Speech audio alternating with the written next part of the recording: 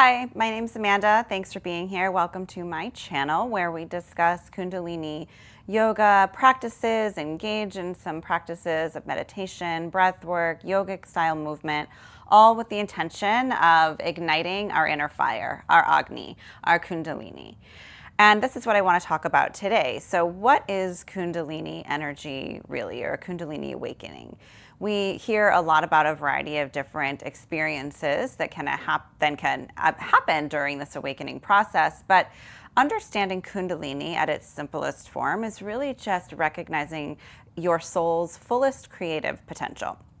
And by creative, I don't necessarily mean the ability to paint a beautiful picture or start a business or come up with a great idea.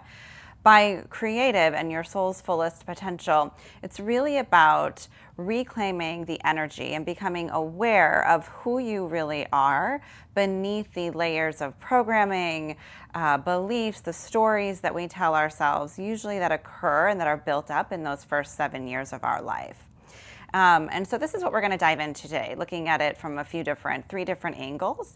And then I'll take you through a simple pranayama practice, a breath work, working with a mantra to help you begin to experience and become more aware of this energy within yourself. So let's dive in.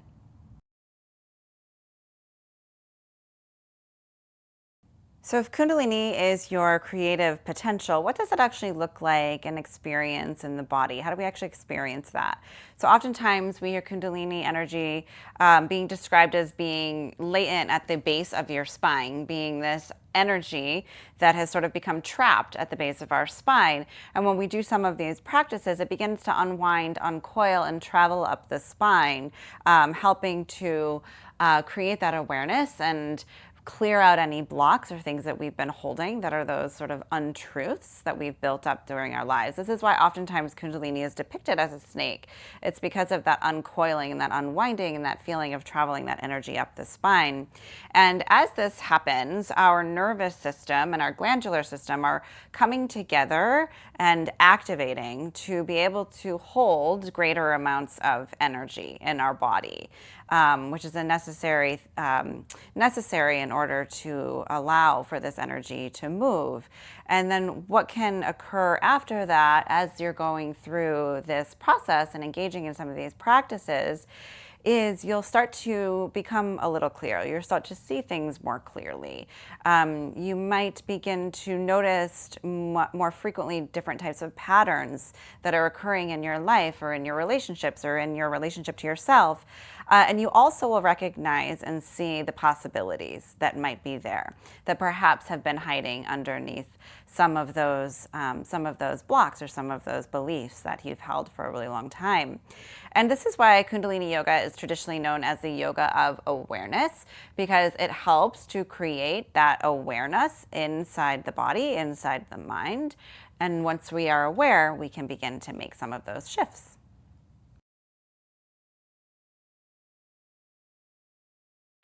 So one thing that we're hearing a lot of these days is about mindset, and that it's all about your mindset. And although that's true, right, it goes a bit deeper. So sometimes we hear just change your mindset, think differently, be positive. But there's a step that comes before mindset, and that's the awareness piece. We can't change our mind until we become even aware of the story that we've been telling.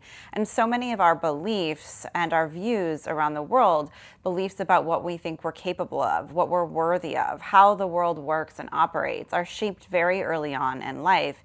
And eventually we stop experiencing them as beliefs and we really experience them as truth.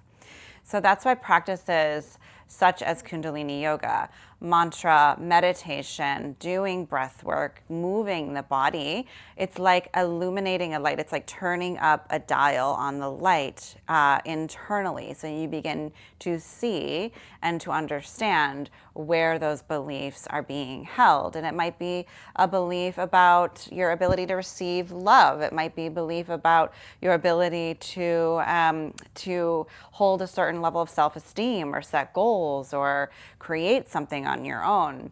Wherever that may be, these practices help to turn up the light so you can see that internally and then begin to recognize that those beliefs are not necessarily you.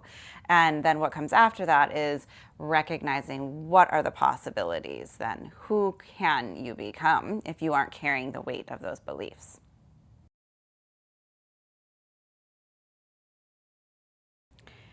When we talk about stepping into our fullest potential, it's easy to imagine that that means more financial success, more career success, more achievement, more things in our life. And although abundance can certainly be part of the process of an expanding consciousness, that's really not what's the point is of stepping into this work. It's really about removing, I think of removing the clouds from the natural beauty, the natural soul that you are inside.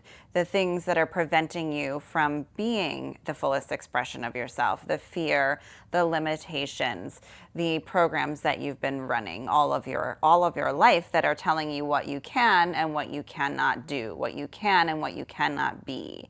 And so this Kundalini awakening, this process is about removing those clouds so you can step more fully into an experience of peace, of love, of creativity, and the recognition that we are all one. This embodiment and sensation of the feeling of oneness, being able to move more into operating from your heart on a day-to-day basis rather than operating from our head or from a place of fear. And so that's really the power in this work, is being able to live more fully, moving from a place of just simply living to living fully. And with that, we're going to step into a practice, again, a really simple meditative practice to begin to cultivate some of that. A lot of times it's about being able to create a space, create the conditions for quiet, shutting things down, and just reconnecting to the breath. And for this practice, we're going to use a mantra, Sat Nam.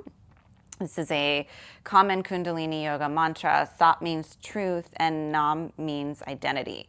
So when we work with this mantra, we are reminding ourselves of the truth of who we are, which is essentially truth. It's the beauty, the soul, the essence of who we were before we began running all of those programs, those limiting programs. And really what it is the love, the connection that we had to Source before we stepped into this incarnation.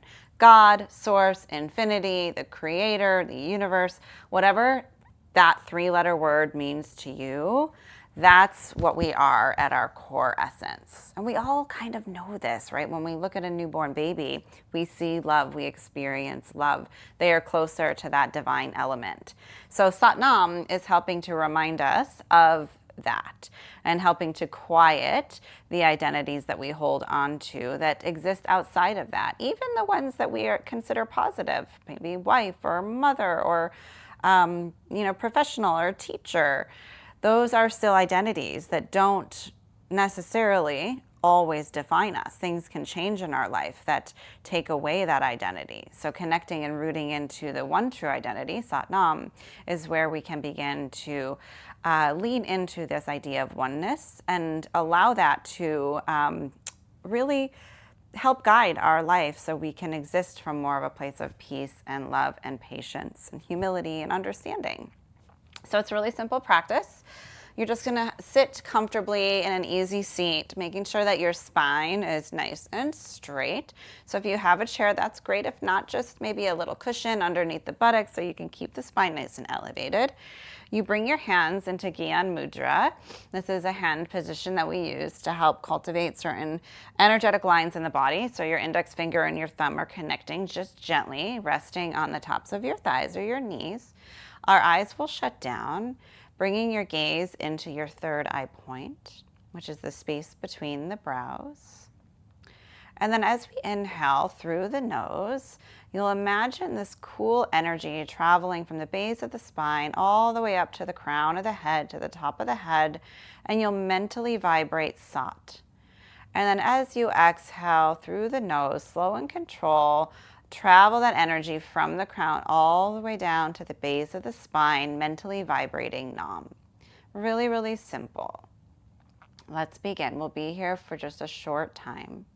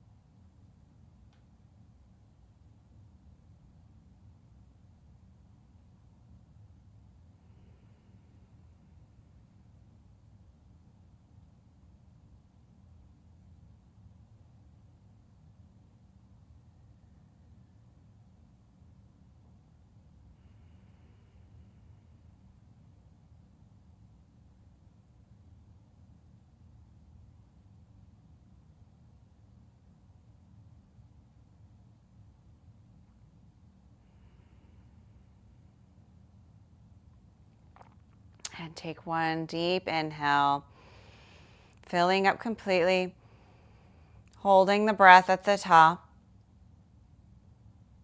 keeping the shoulders relaxed, the face soft. Keep holding the breath in,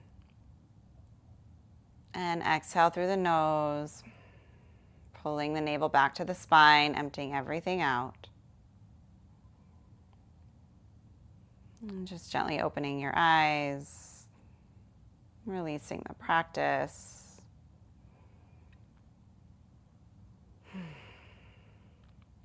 Beautiful. So that's a simple meditation working with mantra and your breath that you can incorporate into your life, even if it's 3 minutes in the morning, 3 minutes at night, or if you're feeling a little stressed or overwhelmed during the day, just taking some time to close down and visualizing that energy traveling up and down the spine as you're working with the mantra Sat Nam. Truth is your identity. Truth is your name. So thanks so much for watching the video. If this practice resonated with you, I'd love for you to like or share it with someone, or take a look at some of the links below. I run on my app, the Agni Wellness Collective app. We do live classes, lots of recorded practices, a membership community, book clubs, different types of meditation challenges. I'd love to see you there. Thanks so much. Have a great day.